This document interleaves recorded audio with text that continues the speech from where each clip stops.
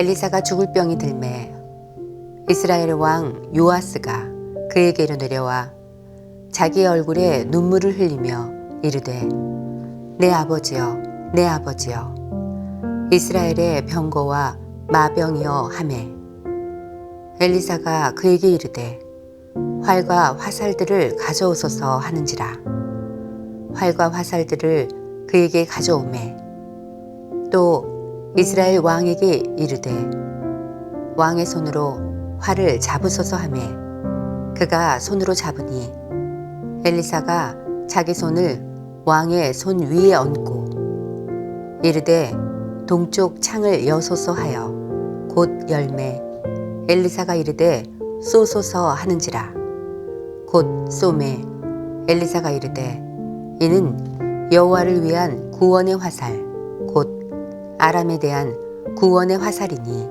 왕이 아람 사람을 멸절하도록 아벡에서 치리이다 하니라. 또 이르되 화살들을 집으소서 곧 집음에 엘리사가 또 이스라엘 왕에게 이르되 땅을 치소서 하는지라 이에 3번 치고 그친지라. 하나님의 사람이 노하여 이르되 왕이 6번을 칠 것이니이다. 그리하였더면 왕이 아람을 진멸하기까지 쳤으리이다. 그런즉 이제는 왕이 아람을 3번만 치리이다 하니라. 엘리사가 죽으니 그를 장사하였고 해가 바뀌매 모압 도적대들이 그 땅에 온지라. 마침 사람을 장사하는 자들이 그 도적대를 보고 그의 시체를 엘리사의 묘실에 들이던지매 시체가 엘리사의 뼈에 닿자 곧 회생하여 일어섰더라.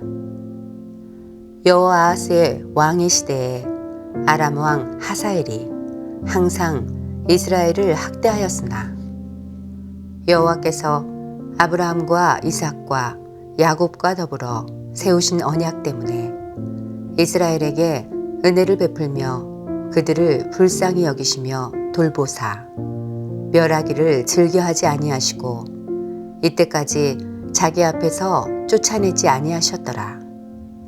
아람의 왕 하사엘이 죽고 그의 아들 베나닷이 대신하여 왕이 되매 여호아스의 아들 요아스가 하사엘의 아들 베나닷의 손에서 성읍을 다시 빼앗으니 이 성읍들은 자기 부친 여호아스가 전쟁 중에 빼앗겼던 것이라.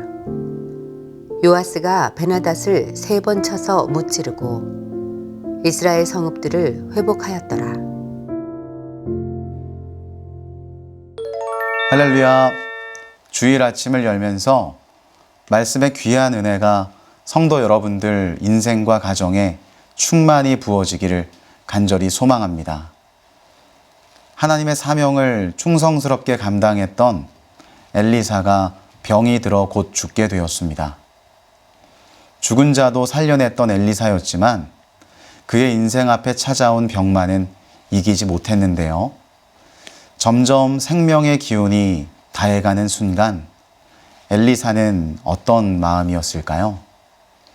슬픔에 젖어 눈물을 흘리며 하루하루를 살았을 법도 한데 오늘 본문에는 그와 상반된 모습이 우리들 눈앞에 펼쳐집니다. 오늘은 죽음 앞에 선 엘리사가 생명을 다하는 순간까지 어떻게 살았고 또 그를 통해 우리가 배워야 할 신앙의 모습은 무엇인지 말씀을 통해 살펴보겠습니다. 첫째, 엘리사는 요아스 왕에게 예언을 남기며 죽는 순간까지 사명을 감당했습니다. 엘리사가 죽게 되었을 당시 아람이 항상 이스라엘을 학대하고 있었습니다. 끊임없이 이어지는 아람의 공격만으로도 힘이 든데 이제 엘리사까지 몸져 누웠으니 요아스 왕은 얼마나 힘이 들었을까요? 엘리사를 병문하는 요아스는 눈물을 흘릴 수밖에 없었죠. 두려움과 슬픔에 빠진 요아스에게 엘리사는 마지막 예언을 합니다. 엘리사는 먼저 자신의 손을 요아스의 손에 올린 후 동쪽으로 활을 쏘게 했습니다. 이것이 무슨 뜻일까요? 본문 17절에 보면 엘리사가 이르되 이는 여호와를 위한 구원의 화살, 곧 아람에 대한 구원의 화살이니 왕이 아람 사람을 멸절하도록 아벡에서 치리이다 하니라 라고 되어 있습니다. 아람과의 싸움에서 승리하게 하실 것이라는 약속의 예언이죠. 엘리사를 통해 승리의 예언을 받은 요아스 왕은 얼마나 큰 위안을 얻었을까요? 우리는 여기서 그 승리의 소식을 전달하고 있는 엘리사에게 집중해야 합니다. 그는 지금 죽음을 앞두고 있어요. 자기 한 몸 가누기도 쉽지 않았죠. 그렇지만 엘리사는 자신의 사명에 집중합니다. 하나님께서 이스라엘을 포기하지 않았고 요아스 왕에게 승리를 주실 것이라는 예언을 끝끝내 전달했죠. 죽음에 이를 때까지 하나님의 사역을 내려놓지 않았던 사명자 엘리사. 그는 지금 세상에 없지만 그의 신실한 열정과 신앙은 성경에 기록되었고 그리스도인들 가슴에 새겨져 있습니다. 이 시대를 살아가는 우리들에게도 이러한 신앙이 필요합니다. 죽음이라는 장애물 앞에서도 끝까지 하나님께서 내게 주신 자리를 지켜내는 사명자.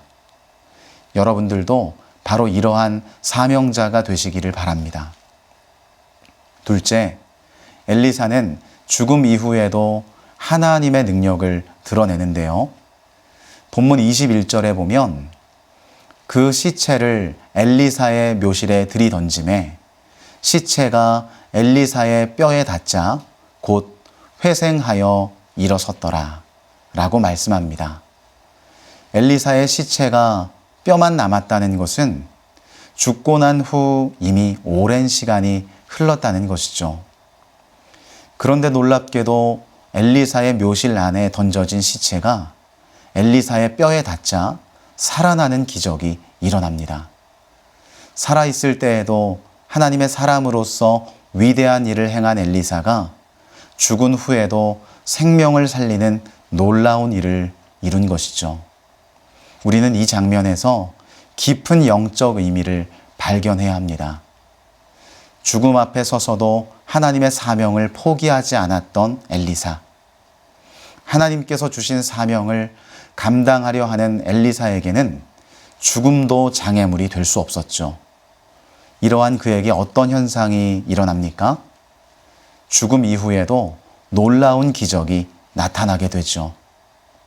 이것은 엘리사를 통해 선포하신 모든 일을 엘리사의 죽음 이후에라도 반드시 이루신다는 하나님의 뜻을 보여주는 사건입니다. 사랑하는 성도 여러분, 우리에게 주어진 사명을 끝끝내 감당하면 하나님께서는 우리의 당대가 아니더라도 반드시 기적을 이루어내십니다. 따라서 우리는 위대한 하나님의 능력을 의지하며 오늘 내게 주신 삶의 자리에서 귀한 사명을 끝까지 감당해내야 합니다. 내가 달려갈 길과 주 예수께 받은 사명, 곧 하나님의 은혜의 복음을 증언하는 일을 마치려 하면은 나의 생명조차 조금도 귀한 것으로 여기지 아니하노라. 여러분들의 생애 끝까지 거룩한 사명을 감당하시기를 예수 그리스도의 이름으로 간절히 축원합니다. 기도하겠습니다. 하나님 아버지, 감사합니다. 오늘 우리들에게 들려주신 엘리사의 이야기처럼 우리들도 우리의 삶이 끝나는 그 순간까지 사명 감당하게 하여 주시옵소서. 그리할 때 하나님께서는 우리의 죽음 이후에라도 놀라운 응답을 주실 줄로 믿습니다. 이 말씀을 부여잡고 우리의 인생 여정 끝까지 하나님의 귀한 사명을 감당해내는 우리의 인생이 되게 하여 주시옵소서. 예수님의 이름으로 기도합니다. 아멘.